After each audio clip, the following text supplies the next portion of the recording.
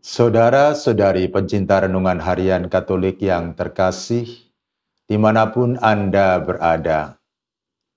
Hari ini, gereja merayakan dua pilar utama, yaitu Santo Petrus dan Santo Paulus. Dua pribadi yang sangat berbeda, namun dipersatukan dalam satu panggilan, menjadi saksi dan pewarta Injil Kristus. Dalam Injil hari ini kita mendengar percakapan yang sangat penting antara Yesus dan murid-muridnya. Ketika Yesus bertanya, "Menurut kamu siapakah aku ini?" Petrus tampil dan menjawab dengan penuh iman, "Engkau adalah Mesias, Anak Allah yang hidup." Jawaban Petrus ini bukan sekedar ucapan spontan. Ini adalah pengakuan iman yang datang bukan dari dirinya sendiri, melainkan dari Allah Bapa.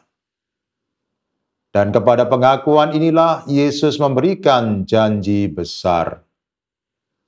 "Engkau adalah Petrus, dan di atas batu karang ini aku akan mendirikan gerejaku." Petrus, yang berarti batu karang, menerima peran istimewa sebagai dasar gereja.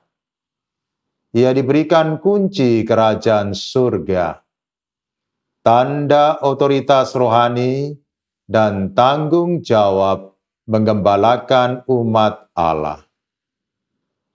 Namun, kita tahu, Petrus bukan pribadi yang sempurna. Ia pernah menyangkal Yesus 3 kali. Tetapi justru melalui kelemahan itu, kita melihat kekuatan kasih dan pengampunan Tuhan. Petrus diubah dari nelayan biasa menjadi pemimpin gereja. Lalu bagaimana dengan Paulus? Paulus adalah pribadi yang sebelumnya menjadi penganiaya umat Kristen. Namun perjumpaannya dengan Kristus di jalan menuju Damsyik mengubah segalanya. Dari seorang penentang Injil, ia menjadi pewarta terbesar Injil ke bangsa-bangsa non-Yahudi. Surat-suratnya menjadi dasar pengajaran iman hingga kini.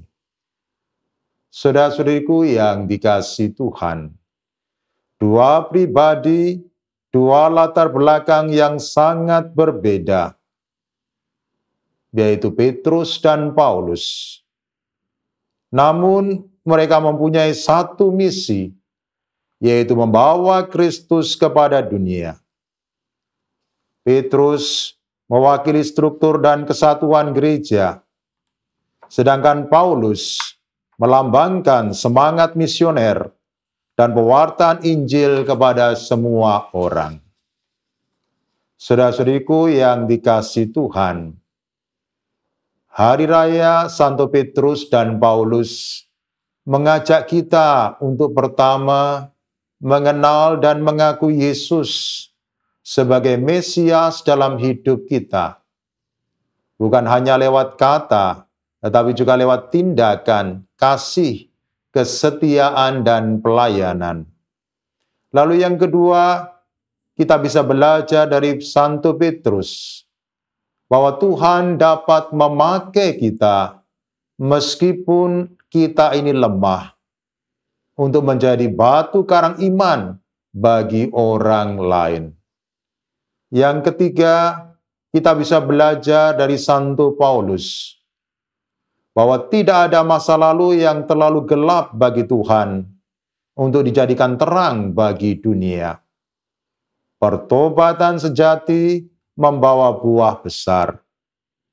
Yang keempat, kita diajak untuk lebih mencintai gereja sebagai tubuh Kristus yang dibangun di atas iman para rasul. Dan yang kelima, kita diajak untuk menjadi pewarta Injil sesuai perutusan kita masing-masing. Entah itu dalam keluarga, komunitas, atau lingkungan kerja kita. Mari kita mohon kepada Tuhan agar kita dapat menjadi batu-batu kecil yang setia membangun gerejanya dan mewartakan kasih-Nya seperti Santo Petrus dan Santo Paulus. Marilah berdoa. Ya Allah, pada hari raya Santo Petrus dan Paulus ini, Engkau telah melimpahkan sukacita yang sejati. Bantulah gerejamu yang senantiasa mengikuti ajaran rasul-rasul-Mu, yang telah menyampaikan dasar iman kepada kami, dengan pengantaran Kristus, Tuhan dan pengantara kami. Selamat beraktivitas. Tuhan memberkati Anda, Bapa, Putra, dan Roh Kudus. Amin.